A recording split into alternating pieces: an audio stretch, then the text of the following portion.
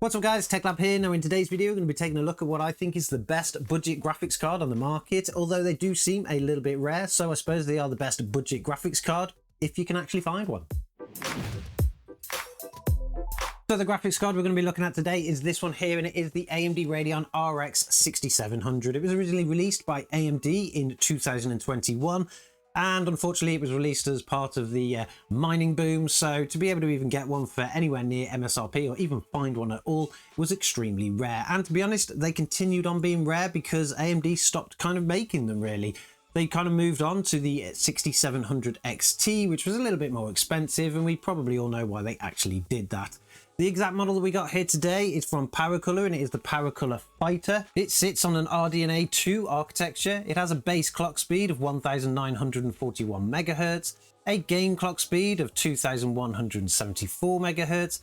It has 2304 shaders, and it also comes with 10 GB of GDDR6 VRAM. Now that amount of VRAM obviously means that this card will play the latest games, so that is always a bonus. It also sits on a 160-bit bus running on a PCI Gen 4x16 interface, and it only has a typical TDP of around 175 watts. These cards were originally released for around $329, although you would have been hard stretched to find one for that kind of price during release because it was during the mining boom and everybody wanted an extreme premium for them. This model in particular is probably as close as you're going to get to the reference model in terms of specifications, but it definitely isn't in terms of build quality.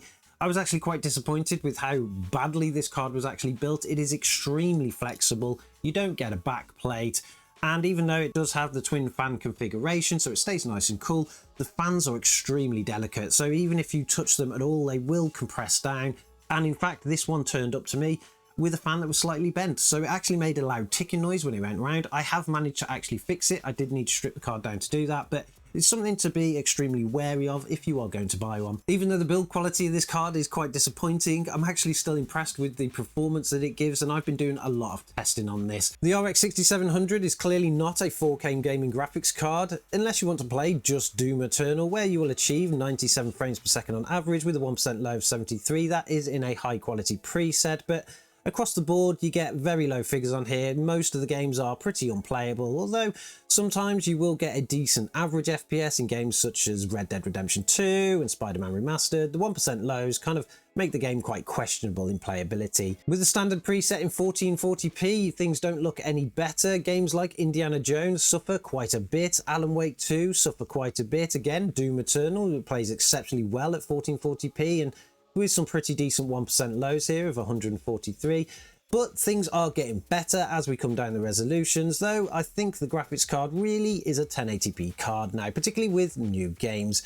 In 1080p you will nearly reach an average of 60 frames per second across all games, the lowest game being Alan Wake 2 with a high preset, only managing to achieve an average of 56 frames per second with a 1% low of 38, and Indiana Jones and the Great Circle managing to achieve 74 frames per second with a 1% low of 56. Those were the actual lowest performing games that we got in our testing. Everything else managed to achieve over 60 frames per second, so it's actually a pretty decent 1080p card even still today. Now for those of you that do watch our videos, we've got something brand new today, because not only have we been testing all three resolutions with a high preset just to give us an indication of where this card is, we've actually been testing a bunch of other graphics cards too, and we're starting to build up a collection so we can actually compare this to some other cards around its kind of price range. The list of cards we've got is quite limited, but let's take a look at where it actually sits. In Alan Wake 2 with a 1080p resolution and a high quality preset, the RX 6700 is 12% faster than the Intel Arc A770. Even though that is a 16GB card, it doesn't seem to make much of a difference here because the 10GB on the RX 6700 can still make it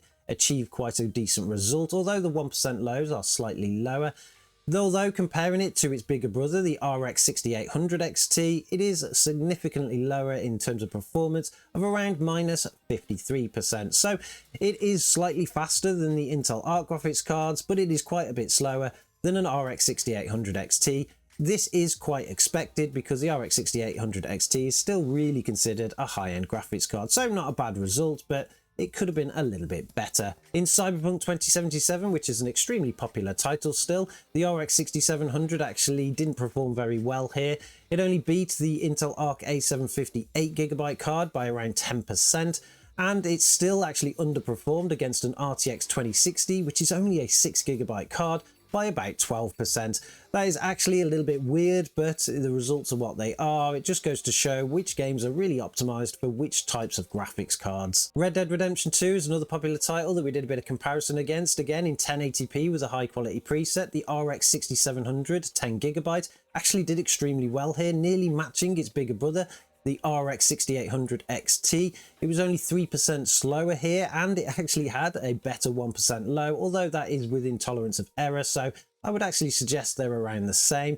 This is an old game, of course, and it really shows because it managed to beat the Intel Arc A770 16GB by about 50%.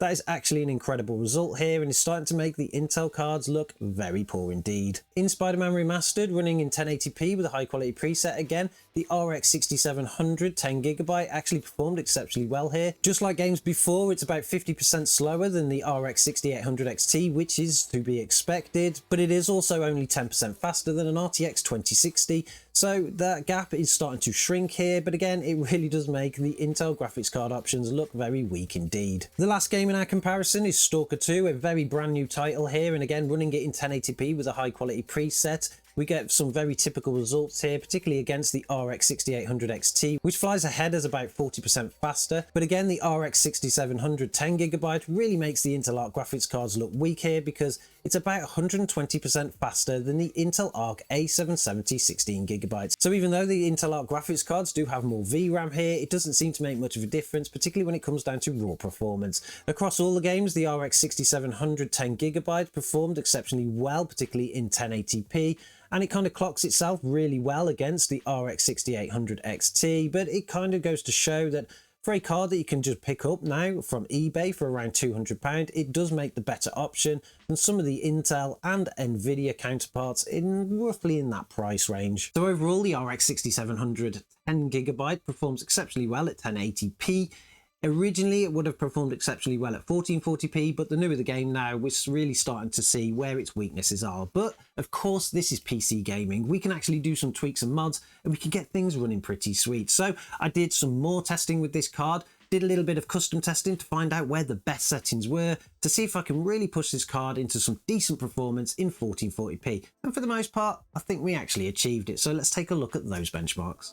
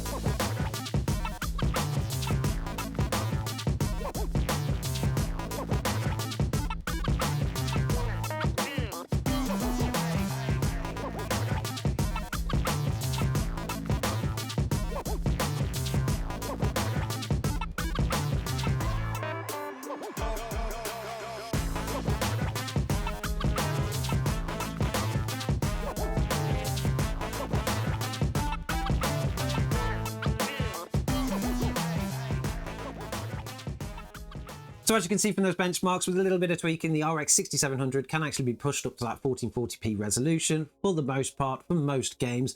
And of course, you will get a pretty decent performance. There was only a couple of games on that list that we still needed to run in 1080p, and that's because they're extremely demanding. So if you are somebody out there with an RX 6700, you've always got the option to lower the resolution or play at a very low performance. So it's completely up to you. The one thing that we didn't try there was, of course, frame generation. Frame generation would take this card definitely up to the 1440p resolution for pretty much all games, but we didn't think that we actually needed to because they were reasonably playable the way they were. Let me know in the comments below what you think of the RX 6700. I'm actually super excited about this card because you can pick them up now for around £200 on eBay, so that's actually not bad. For £200, you are going to be getting a model like this, so be very careful with them when they turn up. Once they're in the system, they're perfectly fine, but you need to be careful on how you handle them because things are not very strong at all. If you can manage to get a higher grade model, and if you can even find one, that would be perfect, especially for that kind of money, but you will pay a little bit more for them, particularly on buy nows then, because I've checked eBay and they do go for a little bit more than this when you want a decent model. So that is our look at the RX 6700. Let me know in the comments below what you think of the card. Don't forget to subscribe to the channel, and I'm sure as always, catch you guys in the next one.